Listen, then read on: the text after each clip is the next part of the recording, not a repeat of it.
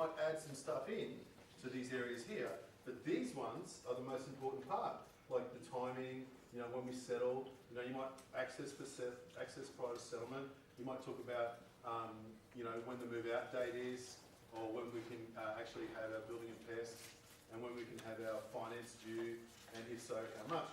But this number here, so what you're trying to do is get a yes or a no, and you can give away a few of these things. So when you actually go to buy a property, you might have a list of 12 or 13 things, and with these 6 being the most important, and the very last item is your price, okay? Because, or terms, I've seen stuff where you can get vendor financing, all this sort of stuff. So this is what's most important to you, down here, where you're happy to give away all this stuff up here if you need to, okay? Or give away concessions. So, look, I'll let you stay on a week longer, I'll let you stay on a week longer while we're talking about the price a bit better, So when they move out, a lot of people need new school areas, or they want to move out of the school area and stuff like that, or they want to find out the seller's motivation. Ultimately, that's what you want, but your motivation is here. Okay, the very last item. So that's more of the stuff in the workbook. The other thing I want to have a chat to as well is you should all have one. Do you all have one of these? What is it? So real estate REIQ contract. Okay. You should have one. Paul, can you ask Linda for these?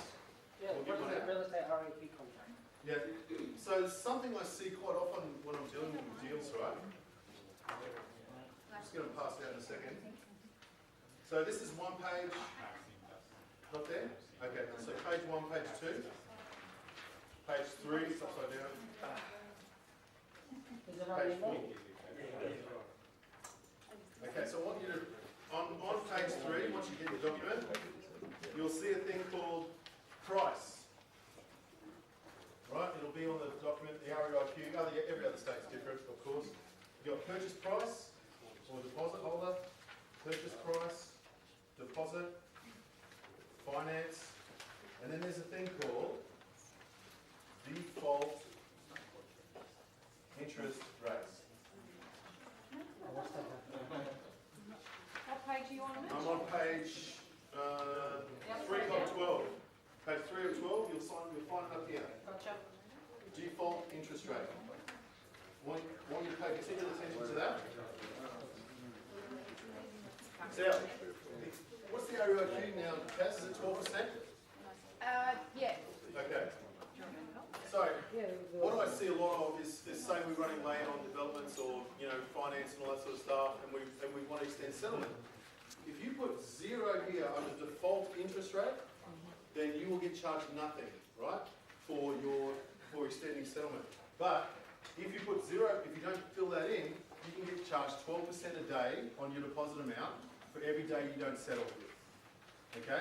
So say something happens, you need to extend settlement, the vendors can charge you 12% a day of your deposit amount. I've actually gone through this and I've had to pay it. I'm really not happy about it.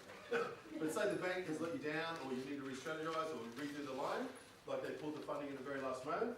Really big tip, default interest rate in there. Okay, put 0. Then they can't charge you anything per day. On the front, you'll see that the seller, the parties, all that sort of stuff. Now, when you're using a trust, I don't know if you're aware of this, but you would use XYZ PTY LTD.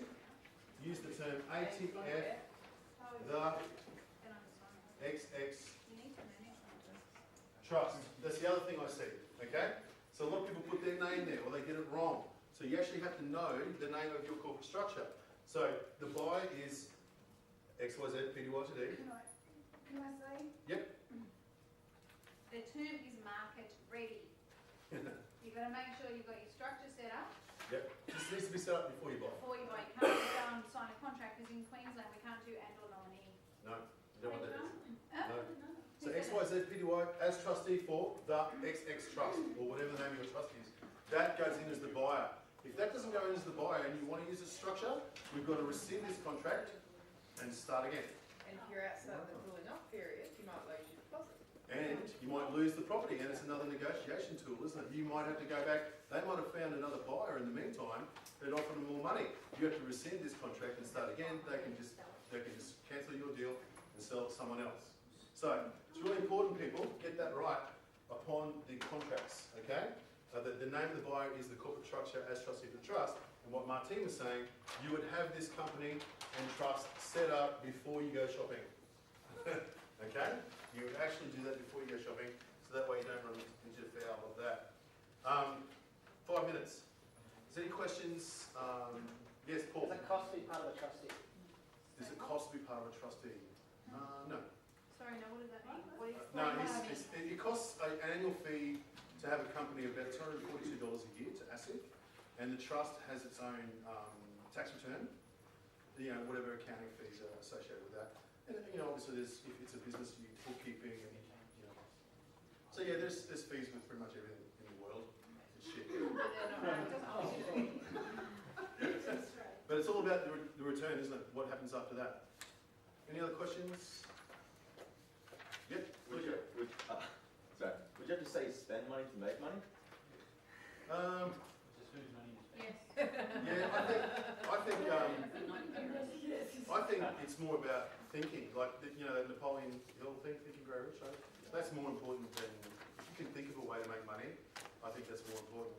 And that's the other thing I want to touch on before I close. Okay, success is a mindset. Okay, like it's all about your self-image, really. When it comes down to it, it's your self-talk or the way that you speak about yourself when you look in the mirror, or the way that you are about to try something new. Like, for instance, this for me is something new. Like, it's about how you talk to yourself in person, in those moments.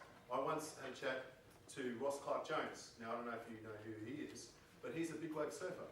And this guy is crazy, right? And he goes and surfs big waves at night, right? Like 20-meter waves. You're crazy, man. It's like, not only is it dangerous during the day, but he does it at night. He has helicopters and stuff like that. And I asked him, I said, tell me what you tell yourself when you look in the mirror, okay? Or tell me when you're about to do something, get on the top of that big wave, what do you say to yourself? What's going through your mind? And he said, I keep it really simple. I just tell myself, just stay standing, just stay standing, just stay standing. And that's all he does. He just repeats that to himself over and over and over. And so, after you leave here today, there's going to be some things, and you're going to go away and be excited and talk to other people. And I thought, what I want to do is, because I've been to seminars, I've been a student, I'm still a student. I still learn every single day, right? And I still listen, and I still study, and I still practice. But the difference has been that I've been able to go away and go back to my team, my kids, my partners, my mates, my friends, and we're all supportive of each other. And we've all, I've learned this, or I've done this, or I've strategized this. So that's the most important thing. But I wouldn't have been able to achieve anything that I've got today without having a positive self-image. So I know I'm overweight or whatever, but I know I'm pretty clever, right? Right? So having that positive self-image and what you say to yourself, if I can just say it to the kids, that's the most important thing. That's the thing that's going to get you through times of trouble. That's the thing everything's going to be difficult. I've got a really cool saying where I say, I've been down and I've been up, and I'm sure I'll be both places again. So it's a matter about how you talk to yourself, and the only way you can do that is you've got to give yourself that self-image. You've got to train yourself. I worked in radio sales and radio advertising for many years, and I figured out that a 30-second ad is 75 words. And so when I was going through times of trouble or stress, I just memorised this 75-word little radio ad to myself. I was in the car, right, no, you've got this, you can do it, you've done this before, blah, blah, blah. And so you just talk to yourself and telling yourself, right? That's the thing. And when you look in the mirror, what do you tell yourself? Because that's the thing that's going to stop you from getting success. Some people have a fear of failure, others have a fear of success. Some people don't feel worthy when they've got that success, and they lose it and vacillate and all that sort of stuff.